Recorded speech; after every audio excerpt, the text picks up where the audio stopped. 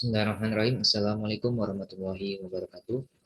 Di sini saya akan menjelaskan mengenai penyelesaian masalah multikolinialitas pada kasus penerapan metode analisis regresi linear berganda untuk mengatasi masalah multikolinialitas pada kasus indeks pembangunan manusia (IPM) di Kabupaten Aceh Tamiang, di mana jurnal ini ditulis oleh Irma Susanti dan Fazrina Saumi. Baiklah, untuk pendahuluannya di sini yaitu dijelaskan mengenai indeks pembangunan manusia, yaitu mengukur capaian manusia berbasis sejumlah komponen dasar kualitas hidup melalui tiga pendekatan dimensi dasar, yaitu ada umur panjang dan sehat, kemudian pengetahuan, dan kehidupan yang layak.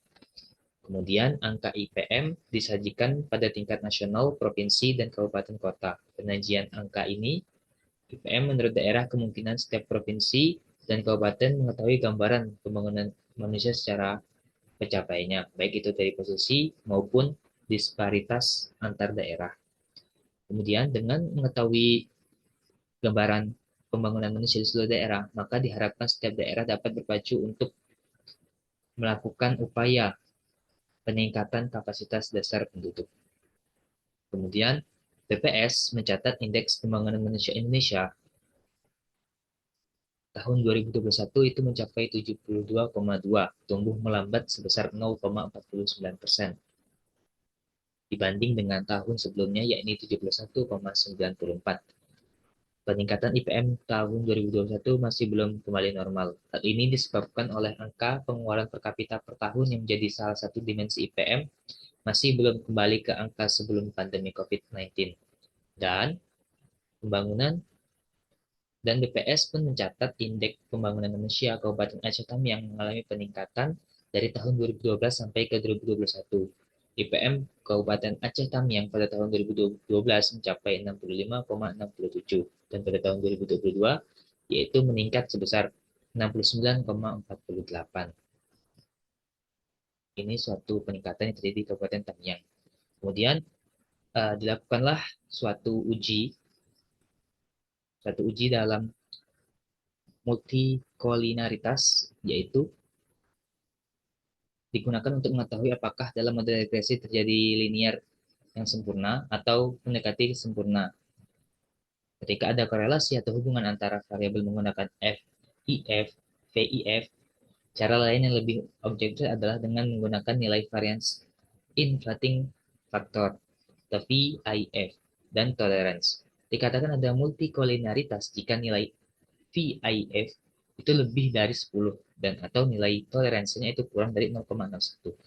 Dapat kita lihat bahwa asumsi multikolinaritas hanya ada dalam regresi linear berganda dan tidak ada di dalam energi regresi linear sederhana. Sebab pada regresi linear sederhana hanya ada satu variabel bebas, sedangkan multikolinaritas dalam model regresi linear dapat dilakukan dengan beberapa cara, di antaranya dengan menghitung nilai variance, inflation factor, dan tolerance.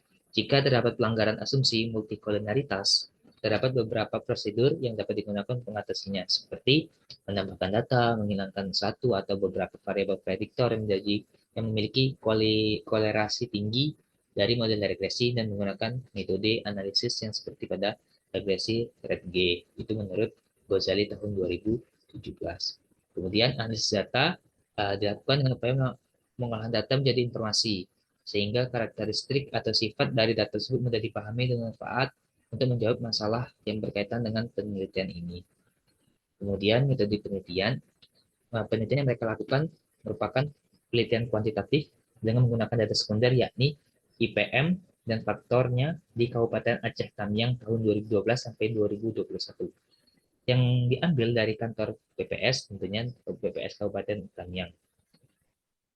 Data yang digunakan berupa data time series, artinya yang dari tahun ke tahun, yaitu dari tahun 2012 sampai 2021, yaitu data indeks IPM dan faktornya.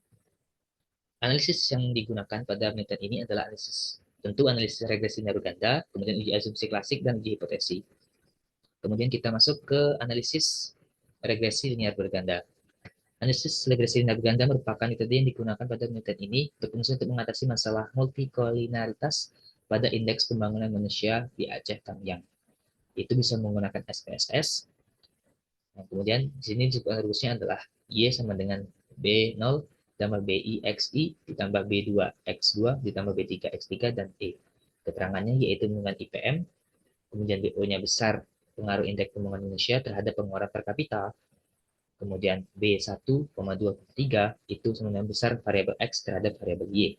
X1 pengeluaran per kapita, X2 itu angka harapan hidup, kemudian X3 itu rata lama sekolah dan harapan lama sekolah. Kemudian kita lanjut ke uji asumsi klasik. Uji asumsi klasik itu ada tiga, yaitu ada empat maksud saya, ada uji normalitas, uji multikolinaritas, uji heteroskedesitas, dan yang terakhir yaitu ada uji autokolerasi. Dari keempat uji ini haruslah dilakukan pengujian satu persatu atau mendapatkan hasil yang sesuai. Kemudian ada uji hipotesis, yaitu di sini menggunakan uji parsial uji T, yang berfungsi untuk menerangkan signifikansi pengaruh antar variabel independen terhadap variabel dependennya. Ada beberapa pengujian dapat dijadikan acuan. Yang pertama, jika nilai signifikannya atau uji T-nya itu lebih atau kurang dari 0,05, maka hanya ditolak dan hasil itu diterima. Artinya terdapat pengaruh antara variabel independen terhadap variabel independennya. Sebaliknya, jika nilai sig uji T itu lebih besar dari 0,05, maka hanya diterima dan hasil itu ditolak. Artinya tidak ada pengaruh antara variabel independen terhadap variabel dependennya. Kemudian, jika keduanya jika melihat perbandingan nilai T hitung dan T tabel, yaitu jika nilai T hitung itu T yang dicarinya ya, itu lebih besar dari T tabel, maka hipotesis diterima. Jika nilai T hitung itu lebih kecil dari T tabel, maka hipotesis ditolak. Kemudian di sini ada uji simultan atau uji F. Uji F digunakan untuk mengetahui adanya tidaknya pengaruh secara bersama-sama atau simultan antara variabel independen terhadap variabel dependen. Dasar pengambilan uji F dapat dilihat pada dua acuan, yaitu jika nilai signya kurang dari 0,05, maka hipotesis diterima. Artinya motivasi dan minat secara simultan berpengaruh pada prestasi. Kemudian jika sig lebih dari 0,05, maka hipotesis ditolak. Artinya motivasi dan minat secara simultan tidak berpengaruh terhadap prestasi. Dari kedua ini dapat dilihat perbandingan nilai terhitung, yaitu jika nilai terhitung lebih besar daripada maksud saya nilai F itu lebih besar dari F tabel, maka hipotesis diterima. Artinya motivasi dan minat secara simultan berpengaruh terhadap prestasi. Jika nilai F hitung lebih kecil daripada F tabel, maka hipotesisnya handalnya ditolak. Artinya terjadi artinya motivasi dan minat secara simultan tidak berpengaruh terhadap prestasi. Kemudian ada namanya uji koefisiensi determinasi R kuadrat, yaitu uji koefisiensi determinasi R kuadrat dilakukan untuk menentukan dan memprediksi seberapa besar atau penting kontribusi pengaruh yang diberikan oleh variabel independen secara bersama-sama. Kemudian setelah dilakukan penelusuran data, maka diperoleh hasil pembahasan sebagai berikut, yaitu uji deskriptif. Uji deskriptif itu suatu metode analisis statis yang bertujuan untuk memberikan deskripsi atau gambaran mengenai subjek penelitian berdasarkan data variabel yang diperoleh dari kelompok subjek tertentu. Kemudian ini disajikan berupa data, yaitu ada IPM, ITY, pengeluaran, ada minimum, maksimum, min, dan standar deviasinya. Ini merupakan dari uji deskriptif. Kemudian setelah melakukan uji deskriptif, maka diperolehlah nilai sebagai berikut IPM-nya. Maka diperoleh IPM-nya nilai min IPM itu 67,83 dengan nilai standar deviasinya 1,41, sedangkan minimum IPM 65,56 dan nilai maksimum 69,48. Kemudian ada pengeluaran per kapita dengan standar deviasinya 2580,6, sedangkan minimumnya 70,55 dan maksimum 77,50. Sementara angka harapan hidup itu menyentuh angka minnya 69,17, standar deviasinya 0,36, sedangkan nilai maksimumnya yaitu 69,63. Kemudian variabel rata-rata lama sekolah dan harapan lama sekolah itu memiliki nilai standar deviasinya sebesar 2,59, sedangkan nilai minimumnya 7,69 dan nilai maksimumnya 13,76. Kemudian lakukanlah uji asumsi klasik. Yang pertama uji normalitas, yaitu untuk mengetahui apakah datanya itu berdiri normal atau tidak. Berikut gambar yang ditampilkan. Pada gambar di atas terbukti bahwa grafik normal probability plot menunjukkan bahwa pola grafik normal. Hal ini terlihat pada titik-titik menyebar di sekitaran grafik normal dan penyebaran mengikuti garis diagonal. Dari hasil normalitas dengan metode statistik dapat dilihat pada sampel Kolmogorov-Smirnov. Kemudian, pada uji Kolmogorov-Smirnov dapat diketahui bahwa nilai signifikansi itu sebesar 0,926. Karena nilai 0,926 itu lebih besar daripada 0,05, maka nilai residual tersebut telah normal. Oleh karena itu dapat disimpulkan bahwa regresi layak dipakai karena memenuhi asumsi normalitas. Ketika sudah diuji normalitas, maka selanjutnya diuji dengan multikolinaritas. Multikolinaritas untuk mengetahui apakah di dalam model regresi terjadi hubungan linear yang sempurna atau mendekati sempurna tabel di bawah ini. Yaitu sama tadi ada pengeluaran per kapita, ada AH, angka harapan hidup, dan RRS dan HLS. Kemudian ini nanti dilakukan suatu perhitungan mengenai uji multikolinaritas. Dari tabel didapatlah bahwa nilai toleransi pengeluaran sebesar 0,53, VIF sebesar 1,86, artinya data penelitian tidak mengandung gejala multikolinaritas. Nilai toleransinya atau angka harapan hidup X2-nya sebesar 0,03 dan nilai VIF sebesar 38,36, artinya data penelitian mengandung gejala multikolinaritas. Sementara nilai RLS dan HLS itu sebesar 0,02 dan TIF-nya sebesar 41,26, artinya data mengandung gejala multikolinaritas. Penelitian ini juga mengandung melakukan solusi alternatif untuk mengatasi gejala multikolinaritas dengan cara melakukan transformasi data. Dapat dilihat sebagai berikut. Nah, jadi yang sekiranya penelitian itu mengandung gejala multikolinaritas itu bisa dilakukan dengan transformasi data agar masalah multikolinaritas bisa dipecahkan. Kemudian didapatlah nanti hasil uji multikolinitas setelah dieliminasi itu sebagai berikut. Nah, dapat dilihat bahwa nilai toleransi pengeluaran per kapita itu sebesar 0,964 dan nilai VIF-nya sebesar 1,037. Artinya data penelitian tidak mengandung gejala multikolinaritas dan nilai toleransi AHH juga sebesar 0,964, VIF-nya 1,037 artinya tidak mengandung gejala multikolinaritas. Sudah terbukti untuk multikolinaritas, selanjutnya dilakukan uji heterodisitas, yaitu digunakan untuk mengetahui apakah ada atau tidaknya penyimpangan dalam asumsi klasik. Yang pertama itu menggunakan gambar lagi, hasil pengujian heterodisitas di atas menunjukkan bahwa titik-titik dalam pola tertentu atau tidak adanya pola itu menyebar di atas dan di bawah angka 0. Pada sumber Y, maka dia terjadi heterodisitas.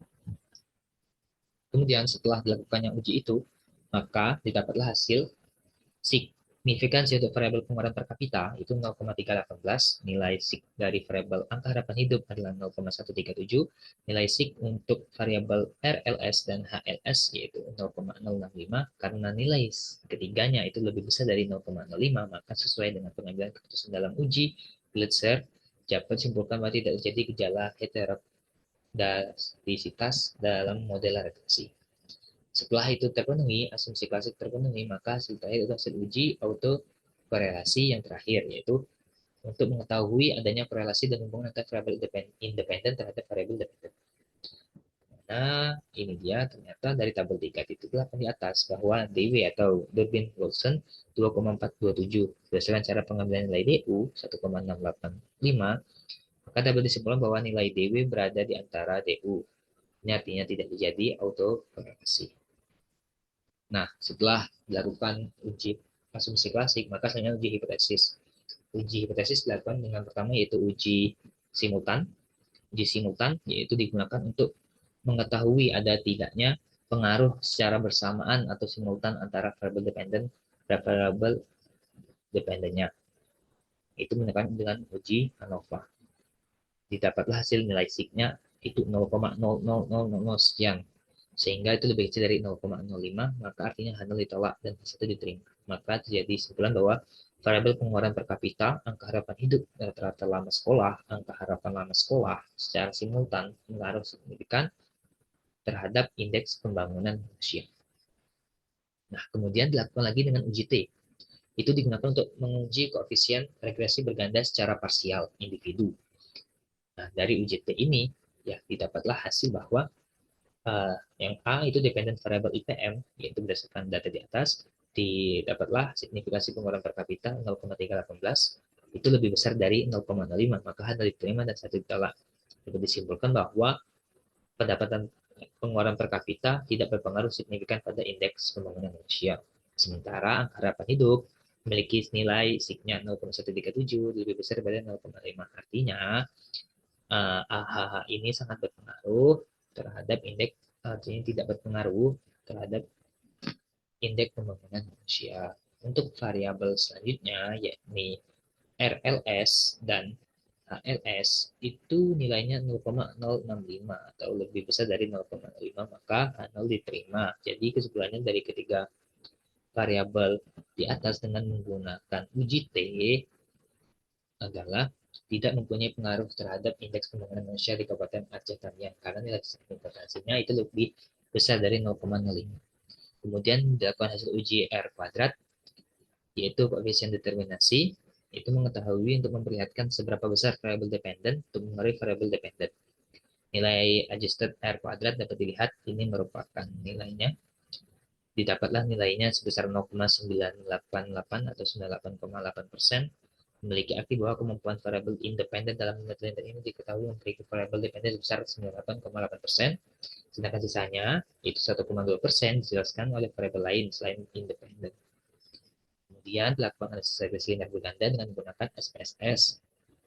Didapatlah nilai Y sama dengan min 60,634 ditambah 3,237 X1, 1 ditambah 1,656 X2, dan 1,658 X3.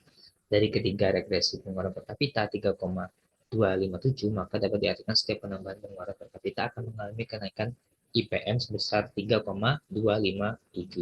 Nilai angka harapan hidup adalah 1,656, artinya dapat diartikan setiap penambahan AH mengalami kenaikan indeks IPM sebesar 1,656. Selanjutnya, dengan nilai lama harapan sekolah 1,658 dapat diartikan bahwa RLS dan HLS indeks pembangunan manusia bertambah sebesar 1,658. Jadi dari tabel itu dapat dijelaskan bahwa 98,8% dari faktor indeks pembangunan manusia Aceh Tambang dapat dijelaskan oleh Y sama dengan min 60,634 ditambah 3,237 X1, di mana dari X1 itu pendapatan per kapita, 1,656 X2, di mana X itu adalah AHH atau angka harapan hidup sementara, ditambah lagi dengan 1,658 X3. X3 itu adalah rata-rata lama sekolah dan angka harapan lama sekolah.